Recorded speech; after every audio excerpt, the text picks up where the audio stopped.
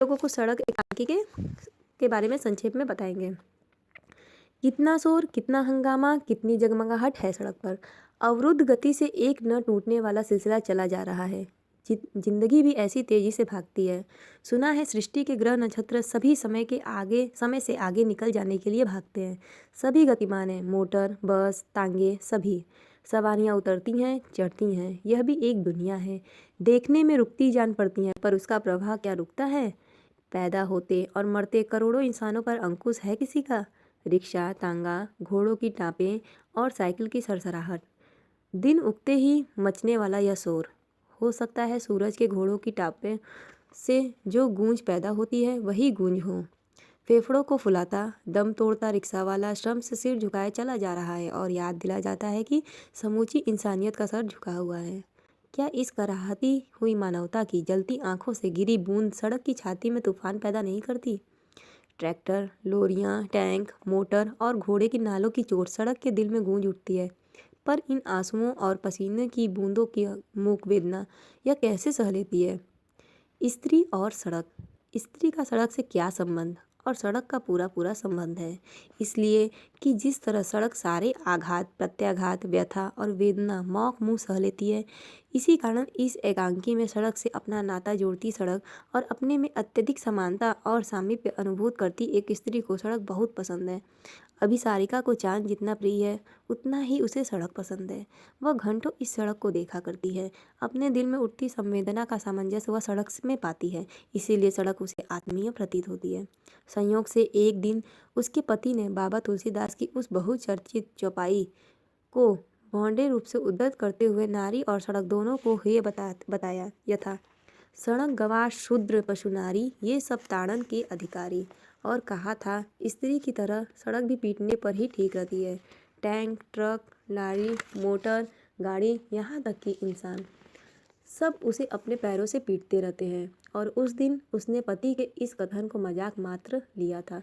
पर जब उसने सोचा औरत सड़क की तरह सब कुछ बर्दाश्त करती जाती है मौक मुँह रहकर, उसने सीने में अनगिनत तमन्नाएं और हसरतें हैं। उस पर सामाजिक डर और बंधन के दुर्मुठ चोट करते हैं। कर्तव्य का स्टीम रोलर उसे पीस कर समतल कर देता है। तब उसे महसूस हुआ कि यह मजाक नहीं, सच्चाई है। सच्चाई, यही सच्चाई नारी को ताकत देती है, जिसके सहारे वह सारी सृष्टि का भार अपने कंधों पर उठाए रहती है। सड़क और स्त्री में क्या अंतर है? रिक्शा वाले के पसीने की बूंदों का सड़क पर कोई असर नहीं होता। उसी तरह नारी की तमन्नाओं की चिता समाज और कर्तव्य की देवी पर चीनी जाती है। युगों पहले इसलिए एक सीता जिंदा धरती में समा गई थी। युगों बाद फिर एक यशोधरा को कहना पड़ा था, मेरे दुख में भरा विश्व सुख तो क्यों न भरूं फिर मैं हामी। और वह स्त्री सोचती है कि अगर सड़क बोल सकती तो यह भी कहती कि जो मेरा दुख है वही संसार का दुख है। कहते हैं सुख और शांति, हमदर्दी और इंसानियत, ये सब दुख की पीड़ा और चोट में ही छिपे रहते हैं। बिना दुख के सुख नहीं पाया जा सकता है। जिससे पीड़ा को न जाना उसने प्यार को भी नहीं जाना है। पीड़ा सहकर ही नारी ऊंची उठ जाती है। यह सारी सृष्टि माँ की पीड़ा की ही तस्वीर है। और उसी वक्त तांगे से गिरने वाले एक बालक को एक युवक बचा लेता है, नहीं तो मोटर उसे कुचल देती। बच्चे की माँ उसकी बलाएं लेती हैं। इतना बड़ा नज़ारा हो जाता है, पर सड़क निर्गम की भांति सोई पड़ी है। तब वह सोचती है कि यह सड़क अभिशापित अहिल्या जैसी है। यह महसूस करती है पर बोल नहीं पाती। पर ऐसा कौन राम होगा जो उसे जगाएगा? और यही सोचते सोचते उसका दिल प्रश्न करता है, मुझे कौन जगाएगा? मैंने क्या क्या नहीं सहा, मैंने महसूस किया पर कह नहीं पाई। आज वही वेदना तो मुझे सड़क से सहानुभूति करवाती है। और उसे याद आ जाती है एक घटना। एक दिन उसने एक सुंदर युवक को यहाँ से गुजरते देखा था। वह रोज यहीं से जाता था। पर पेशानी पर ढलती उसकी मगूर जुल्फें, आंखों में खिलती हल्की मुस्कान और ठोड़ी की दृढ़ता उसके पौरुष को अनुपम ओप देते थे। उसके देखते ही वह अपना सब कुछ हार गई थी। फिर तो हर रोज उसके दर्शन करना उसका नित्य कर्म बन गया था। जिस दिन वह न आता वह रोने जैसी हो जाती थी। फिर एक दिन वह नहीं आया। प्रतीक्षा में उसकी दिल के सितार के तार टूट गए, पर वह नहीं आया। और जब आया तो उसके हाथ में हथकड़ियाँ थीं। वह देश का प्यारा था। देश के लिए उसने जंजीरों में जकड़ना पसंद कर लिया था। जब पुलिस उसे पकड़ कर ले जा रही थी तब उसके दिल में बहुत हुआ कि जाकर उस जमा मर्द के पैरों से लिपट जाएं, अपने प्यार का इकरार कर दे, पुलिस की मिन्नत करके उसे छुड़ाएं। पर जब तक वह संभली वह जा चुका था। उसकी आंखों में आंसू आ गए। तभी उसकी सखी सुवीरा वहां आ गई। उसकी आंखों में अश्रु और होठों पर हास्य था। उसने बताया वह उसी युवक की मंगेतर है और देश के उस दीवाने के प्यार की सारी बातें सुवीरा ने उसे कह सुनाई। सुनकर वह स्तब्ध रह गई, मानो उसका खजाना लुट गया हो। उसे सुवीरा से द्वेष हो आया। वह जल उठी पर उसने कुछ नहीं कहा। व्यथा का घूंट पीकर वह रह गई। जब वह अपने बीते उस स्वप्न को स्मरण में संजो रही थी, इसी समय सड़क पर एक दुर्घटना सी हो गई। यंत्र से कुचले मानवी का खून सड़क पर छिड़क गया। इससे सड़क पर कोई असर नहीं हुई, मानो अहिल्या का सांप और गहरा बनकर उसके अंतर को अंधा कर रहा हो। पर सड़क किस किस के लिए शोक करे? रोना, हंसना, मरना, जीना, हर्ष, उल्लास, तड़पन, सिसकन सब हवा की भांति उड़ जाते हैं। हवा पर हवा टिक नहीं सकती। तब सड़क को यह सब याद करने की छूट कहाँ से मिले? जब उसने सुना था कि सुवीरा उस युवक की मंगेतर है, तो द्वेष की आग जल उठी थी उसके अंतर में। सुवीरा ने उसे छीनने के लिए वह स्वयं भी आज़ादी के जंग में कूद पड़ी थी। उसका सानिध्य प्राप्त करके उसे अपना बनाने पर वह युवक उसी दिन जेल से भाग निकला। देश में तब आग लगी हुई थी, खून और पसीनों से धरती तर थी। पर इसी सड़क पर लाखों दीवानों के जुलूस निकलते थे। एक दिन एक जुलूस निकला, उसमें से एक युवक आगे बढ़ा और उसने झंडे को थाम लिया। वह वही था।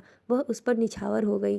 पर इसी वक्त दनादन गोलियां चली। लोग तितर बितर हो गए। वह सैलाब और प्रभंजन की तरह दृढ़ता की मूर्ति बना आगे बढ़ता ही गया।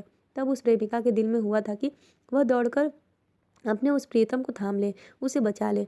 पर वह न दौड़ सकी। उस वक्त एक गोली चली। उसने भय से, आतंक से आंखें बंद कर ली और जब उसने आंखें खोली तो उस आराध्य मूर्ति युवक के पैरों में एक लाश पड़ी थी। वह सुवीरा थी। अपने प्रीतम के लिए उसने अपने आप को मिटा दिया था।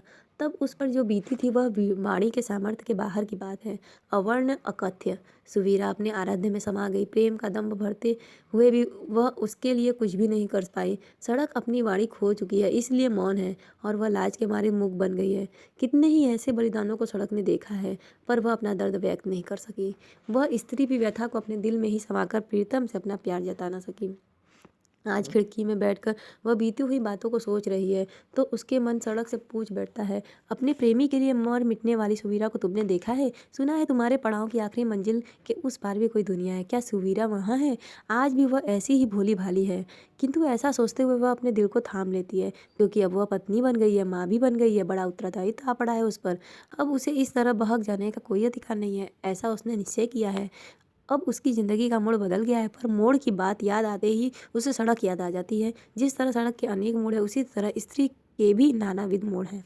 वह माँ, बहन, बेटी, ब्याहता, पत्नी सब होकर भी आखिरकार एक नारी है, क्योंकि उसकी आत्मा एक है। वह सोचती है, अब मेरा पति ही मेरी मंजिल और मेरा मोड़ है। पर जैसे सड़क के हर मोड़ पर खतरा होता है, उसी तरह औरत के जीवन के हर मोड़ पर भी खतरा होता है।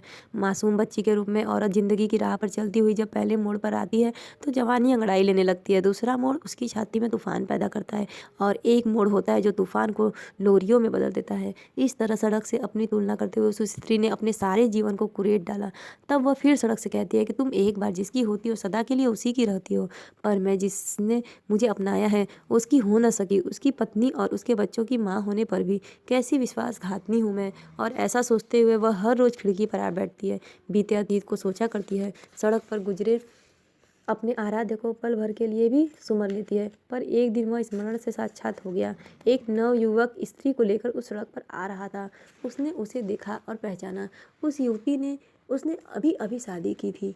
वे दोनों धीरे धीरे लैंप पोस्ट के करीब आए। युवक ने सड़क की धूल लेकर माथे ली। तब वह समझी कि वह अपनी नई बहू के साथ सुवीरा को प्रणाम करने आया था, अपने प्यार की वह श्रद्धांजलि अर्पित करने आया था। वह देखती ही रह गई। सुवीरा के प्यार और आराध्य को वह केवल देखती ही रह गई। इसी समय उसके पतिदेव आए, उस युवक को बाह भर कर भेटे और अपने यहाँ लिवा लाए। जिसे पति होना था वह पति का मित्र बनकर घर पर आ रहा है। वह उसका स्वागत कैसे करे? तभी उसे याद आया, सड़क न बीते का शोक करती है, न आगत की चिंता। उसने भी उसी तरह अपनी चिर सखी सड़क से अलविदा ली और आने वाले को स्वागत करने करने अपना कर्तव्य निभाने चली गई। यदि आपका मेरा वीडियो पसंद आए